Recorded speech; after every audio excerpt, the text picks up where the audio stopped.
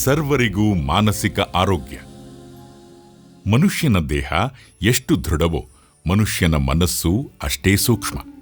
ಜೀವನ ಪಯಣದಲ್ಲಿ ಮನಸ್ಸಿಗೆ ಆನಂದವಾಗುವ ಮತ್ತು ಆತಂಕವನ್ನುಂಟು ಮಾಡುವ ಸನ್ನಿವೇಶಗಳು ನಿರಂತರವಾಗಿ ಬರುತ್ತಲೇ ಇರುತ್ತವೆ.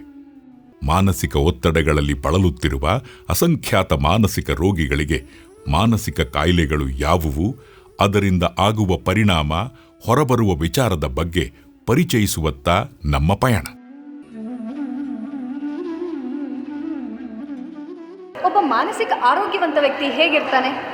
ಮಾನಸಿಕವಾಗಿ ಆರೋಗ್ಯವಂತನಾಗಿರುವಂಥ ಒಬ್ಬ ವ್ಯಕ್ತಿ ತನ್ನ ಶಕ್ತಿ ಮತ್ತು ಸಾಮರ್ಥ್ಯವನ್ನು ಪರಿಪೂರ್ಣವಾಗಿ ಅರಿತಿರ್ತಾನೆ. ಅವನು ತನ್ನ ಮನೆತನದ ಎಲ್ಲ ಆಗು ಹೋಗುಗಳನ್ನು ಸರಿಯಾದ ಪ್ರಮಾಣಗಳಲ್ಲಿ ನೋಡ್ಕೊಳ್ತಾ ಇರ್ತಾನೆ. ಇದೆಲ್ಲವನ್ನ ಮೀರಿ ಮಾನಸಿಕವಾಗಿ ಆರೋಗ್ಯವಂತನಾಗಿರೋ ವ್ಯಕ್ತಿಗೆ ಜೀವನದಲ್ಲಿ ಯಾವುದೇ ಬಗೆಯ ಸಮಸ್ಯೆ ಬಂದರೂ ಅದನ್ನು ಧೈರ್ಯವಾಗಿ ಬಗೆಹರಿಸ್ಕೊಳ್ಳುವಂಥ ಶಕ್ತಿ ಇರುತ್ತೆ. ಆತ ಸಮಾಜಕ್ಕೆ ಏನಾದರೂ ಕೊಡಬೇಕು ಅಂತ ಆಲೋಚನೆ ಮಾಡ್ತಿರ್ತಾನೆ. ಹೀಗೆ ಸಮಂಜಸವಾದ ಜೀವನವನ್ನು ನಡೆಸ್ತಾ ಸದಾ ಸುಖ ಚಿಂತನೆಯಲ್ಲಿ ಕೂಡಿರುವಂಥ ವ್ಯಕ್ತಿನೇ ಮಾನಸಿಕವಾಗಿ ಆರೋಗ್ಯವಂತನಾಗಿರೋ ವ್ಯಕ್ತಿ. ಯಾವುದೇ ವ್ಯಕ್ತಿಗೆ ಮಾನಸಿಕ ಕಾಯಿಲೆ ಇದೆ ಅಂತ ನಮ್ಗೆ ಹೇಗೆ ಗೊತ್ತಾಗುತ್ತೆ? ನೋಡಿ, ಒಬ್ಬ ವ್ಯಕ್ತಿ ಅಂದ ಮೇಲೆ ಅವನಿಗೊಂದು ವ್ಯಕ್ತಿತ್ವ ಇದ್ದೇ ಇರುತ್ತೆ. ಆ ವ್ಯಕ್ತಿಯ ಆಲೋಚನೆ ಇರಬಹುದು, ಯೋಚನೆ ಇರಬಹುದು, ವರ್ತನೆ ಇರಬಹುದು, ಅಥವಾ ಅವನ ನಡವಳಿಕೆ ಇರಬಹುದು. ಇವುಗಳಲ್ಲಿ ವ್ಯತಿರಿಕ್ತ ಬದಲಾವಣೆಗಳು ಕಾಣಿಸ್ಕೊಂಡಾಗ ಆ ವ್ಯಕ್ತಿಗೆ ಮಾನಸಿಕ ಕಾಯಿಲೆ ಇದೆ ಅಂತ ನಾವು ತೀರ್ಮಾನ ಮಾಡಬಹುದು. ಯಾರಿಗೆ ಬೇಕಾದರೂ ಮಾನಸಿಕ ಕಾಯಿಲೆಗಳು ಬರಬಹುದು.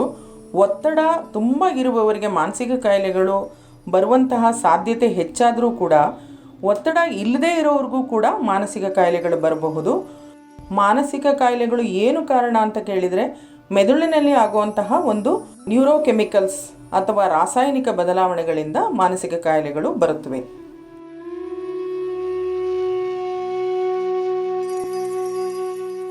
ಈ ಖಿನ್ನತೆ ಅಂದ್ರೇನು? ಅದರ ಗುಣಲಕ್ಷಣಗಳು ಹೇಗಿರುತ್ತೆ?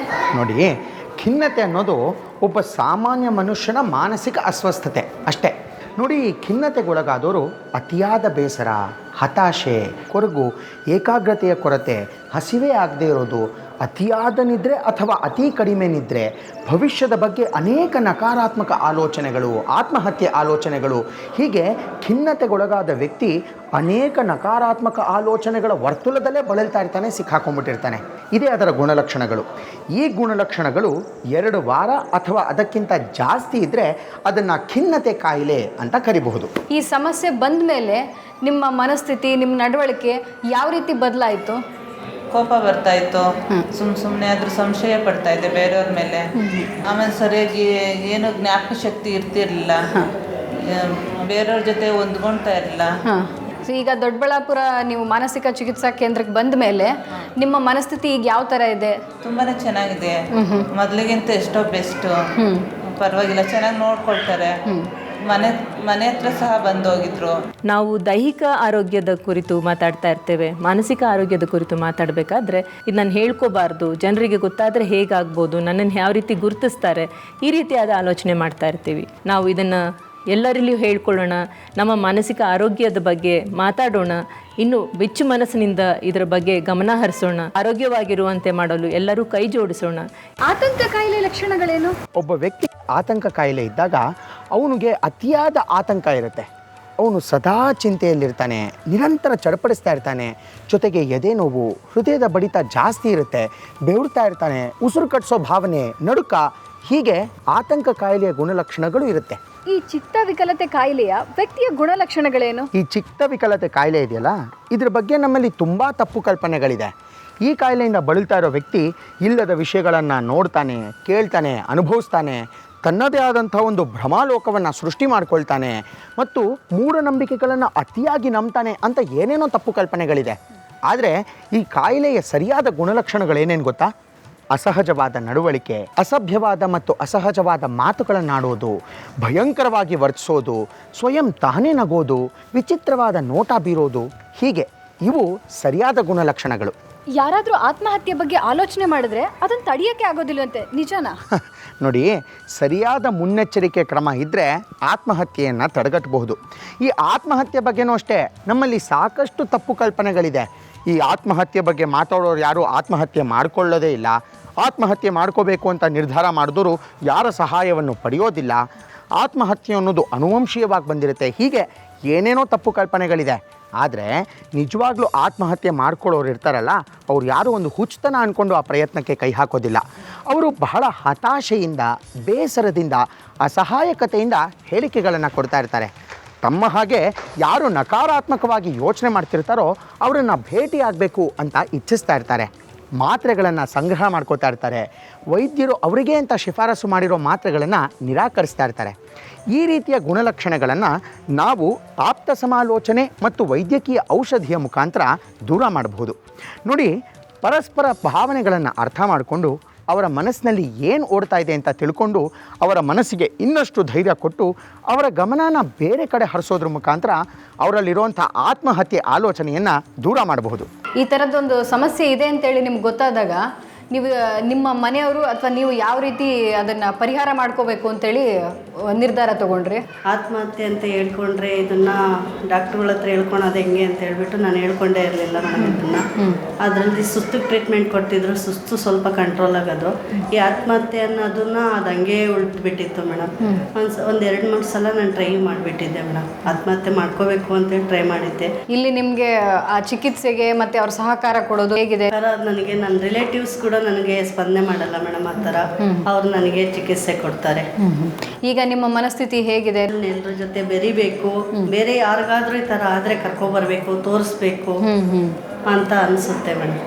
ಕೇಂದ್ರ ಸರ್ಕಾರದ ಮಾನಸಿಕ ಆರೋಗ್ಯ ಆರೈಕೆ ಕಾಯ್ದೆ 2017 ಜಾರಿ ಆಗ್ತಾ ಇದೆ. ಇದರ ಮುಖ್ಯವಾದ ಗುರಿ ಏನಂದರೆ ಎಲ್ಲ ಮಾನಸಿಕ ಕಾಯಿಲೆಯಿಂದ ನರಳುತ್ತಿರೋರಿಗೆ ಉತ್ತಮವಾದ ಆರೈಕೆ ದೊರಕಿಸಬೇಕು ಅನ್ನೋದು ಮುಖ್ಯವಾದ ಗುರಿ.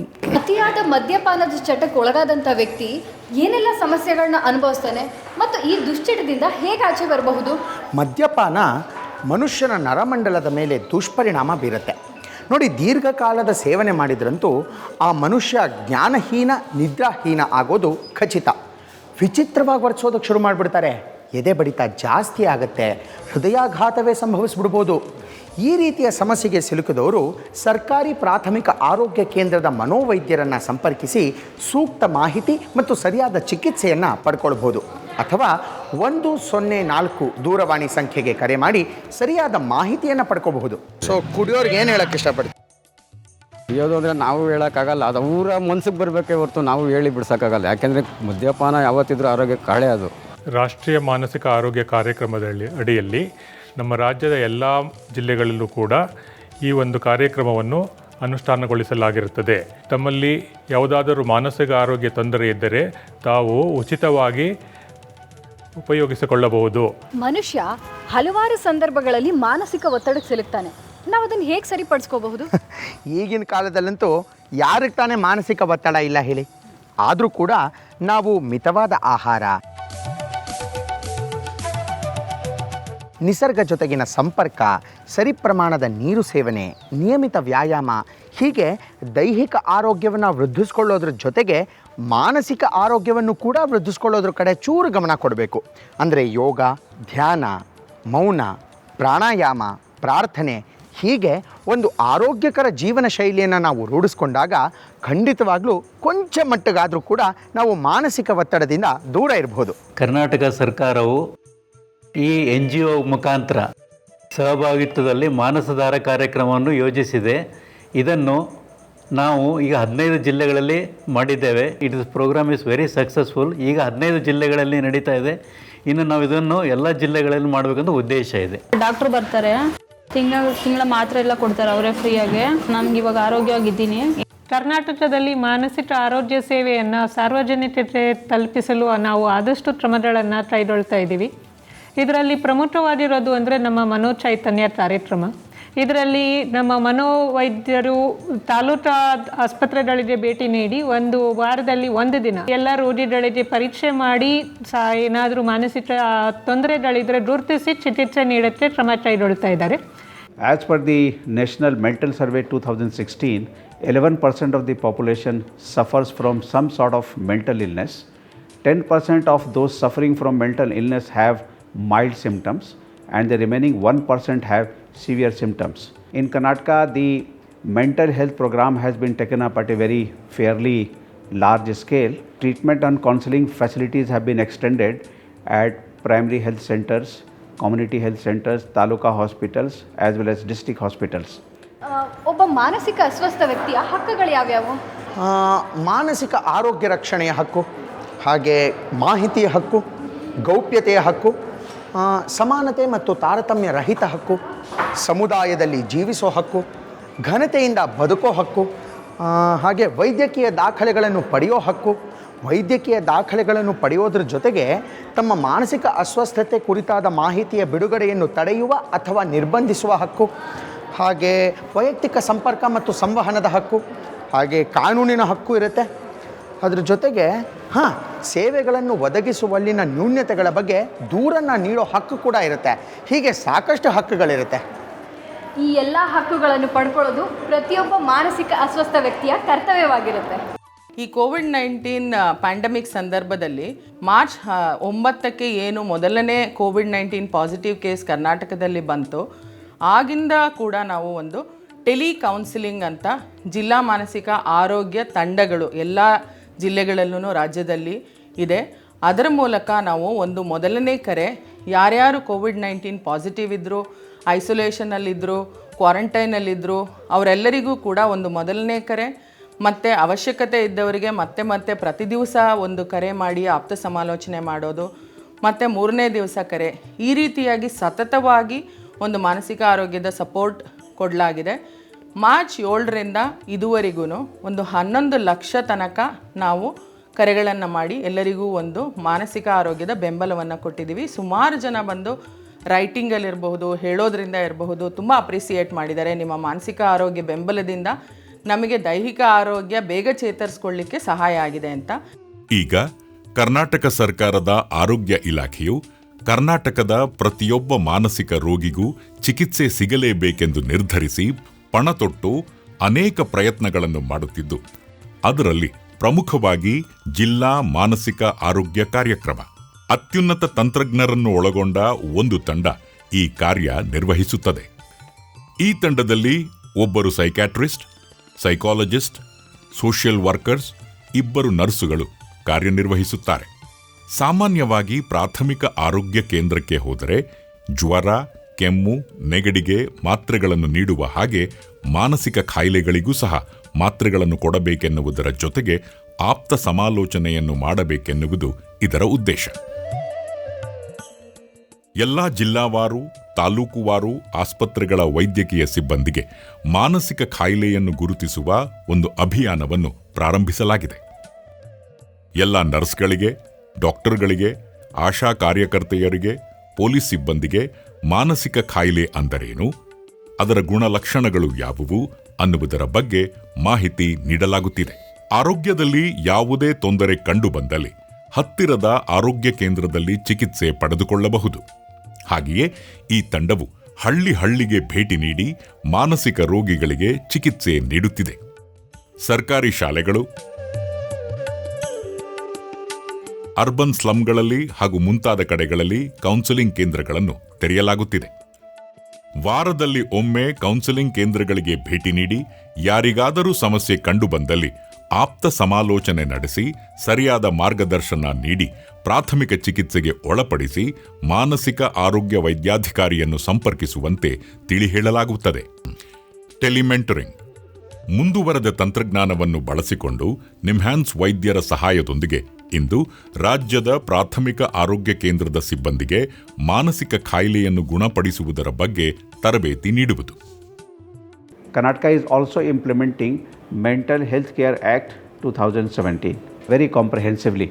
Under this 2017 Act, apart from providing counseling and treatment to the patients, there is a provision to ensure that the rights given to them are made available.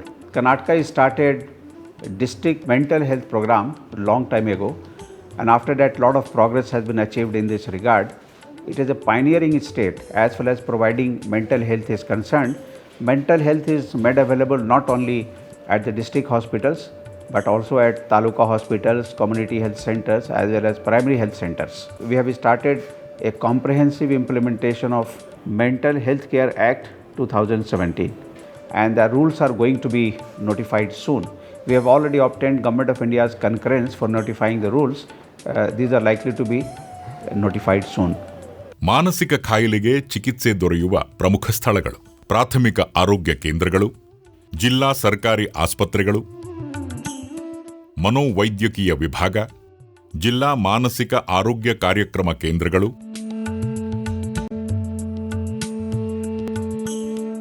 ಜಿಲ್ಲಾ ತಂಬಾಕು ನಶೆಮುಕ್ತ ದುಶ್ಚಟ ನಿವಾರಣಾ ಕೇಂದ್ರಗಳು.